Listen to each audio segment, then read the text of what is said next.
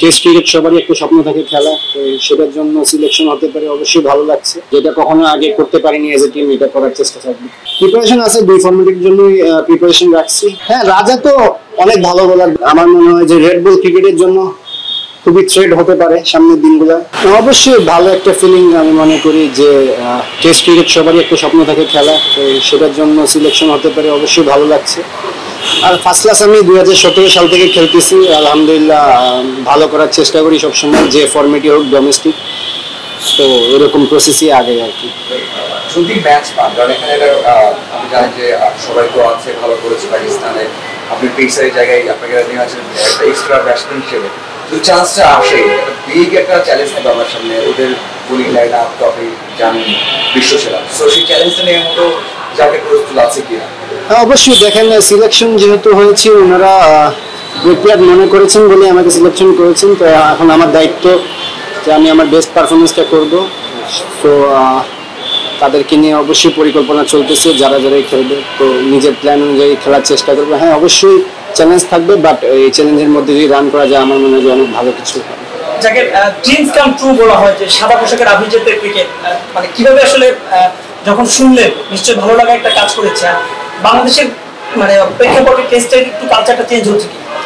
হ্যাঁ, অবশ্যই টেস্টের কালচার। আমি কয়েকদিন আগেও তো বললাম যে আমরা যে সিরিজটা জিতে আসলাম, এটা মানে ডমিনেট করে যে দুইটা ম্যাচ জিতে আসা, তো অবশ্যই এটা তো কালচার চেঞ্জেরই একটা আভাস। আর হ্যাঁ, ভালো লাগছে, সিলেকশন হয়ে ভালো লাগছে, চেষ্টা করবো বেস্টটা দেওয়া।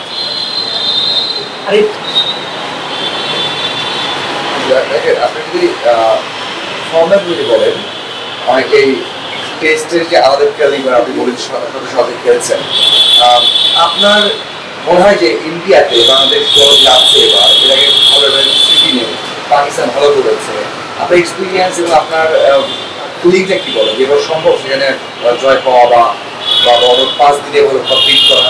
অবশ্যই। দেখেন, যেহেতু আমরা লাস্ট সিরিজটা খুবই ভালো গিয়েছে, সেই কনফিডেন্সটা অবশ্যই থাকবে।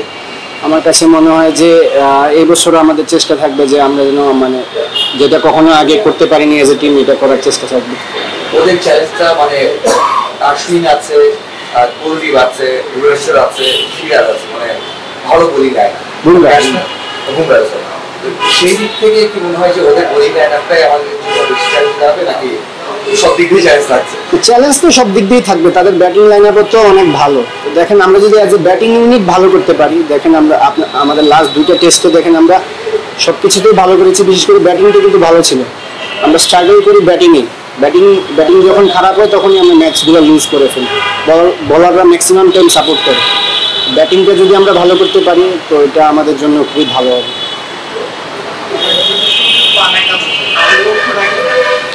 লক্ষ্য ওই তো সুযোগ পেলে নিজের বেস্ট পারফরমেন্স করা, টিম প্ল্যান অনুযায়ী খেলা।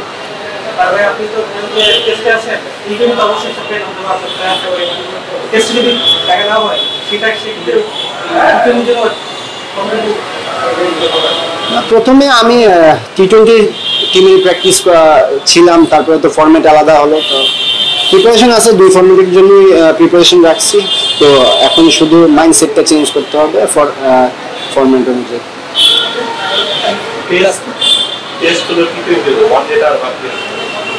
না, আসলে এগুলো নিয়ে চিন্তা করি না, যখন যেটা পাওয়ার সেটা পাবো ইনশাল্লাহ। সো আমার কাজ রান করে যাওয়া, পারফরমেন্স করে যাওয়া, হার্ডওয়ার্ক করে যাওয়া, এগুলোর মধ্যে ফোকাস রাখতেছি।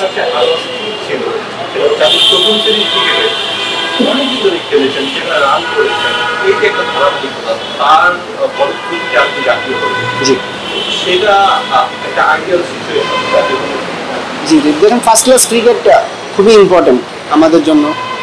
আর আমার খুব কষ্ট লাগে, আমি কথাটা বলি যে অনেকেই বলে যে কি পিকনিক ক্রিকেট, আমি লাস্টে শুনলাম। আসলে এই জিনিসটা খুব কষ্ট লাগে। আমরা জানি আমরা কতটা কষ্ট করে খেলি, মানে অ্যাজ এ প্লেয়ার হিসাবে। তো প্লিজ আপনারা এই কথাগুলো বলেন না প্লিজ।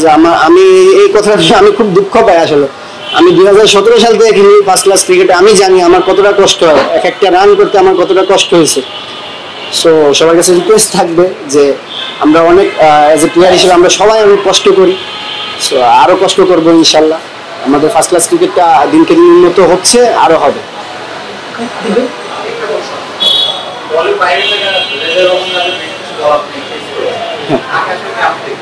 রাজা রাজা হ্যাঁ, রাজা তো অনেক ভালো বোলার। দেখেন ও তো ফার্স্ট ক্লাস সিলেট থেকেই খেলে, আমি সবসময় উইকেট কিপিং করি ওর বলে। তো ও খুবই, আমার মনে হয় যে রেড বল ক্রিকেটের জন্য খুবই থ্রেড হতে পারে সামনের দিনগুলো। ও খুবই ভালো ছন্দে আছে, মাঝখানে ইনজুরিতে ছিল। তো ওর জন্য শুভকামনা। আমার কাছে মনে হয় খুবই তাড়াতাড়ি সামনের দিকে এগোতে পারবে। আচ্ছা, আপনি যে বলেন যে অনেক কষ্ট রান করেন, এখানে তো লোকাল কোচদের অনেক অবদান থাকে, মানে কোচের আন্ডারে এসেছেন। সো আপনি যে টেকনিক দিয়ে কাজ করেছেন, লোকাল কোচটা ছিল আপনার আপনার ক্যারিয়ারে ফার্স্ট ক্লাসে অবদান আছে কি বলা যাবে, বা কিভাবে এসেছেন? দেখেন এই যে লাস্ট কয়েকটা দিনও যে আমরা যে কাজ করলাম, সোহেল স্যার, বাবুল স্যার, ওনারা অনেক পরিশ্রম করছেন। ওনারা ডাবল শিফটে কাজ করেছেন। সকালবেলা আমাদের রেড বল ক্রিকেট দেখছেন, বিকেলবেলা হোয়াইট বল ক্রিকেট দেখছেন। তো ওনারা কি পরিমাণ কষ্ট করেছেন মাঠের মধ্যে, আপনারা বুঝেন। তো অবশ্যই মানে ডোমেস্টিক কোচদের অবদান আসলে থ্যাঙ্কসলেস বলা যায়, ওনাদেরকে এত হাইলাইট করা হয় না। এখন আসলে নাম ধরে বলতে গেলে আমি বলবো যে আমার সবারই অবদান আছে। প্রত্যেকটা কোচের সাথে আমার কাজ করা হয়েছে, সবাই অনেক আসলে আমাদের ছোটবেলা থেকে জানে, চিনে, আমাদের খুঁটিনাটি বিষয়গুলো সবকিছু জানে। তো ওনাদের সাথে খুব ফ্রিলি কাজ করা যায়।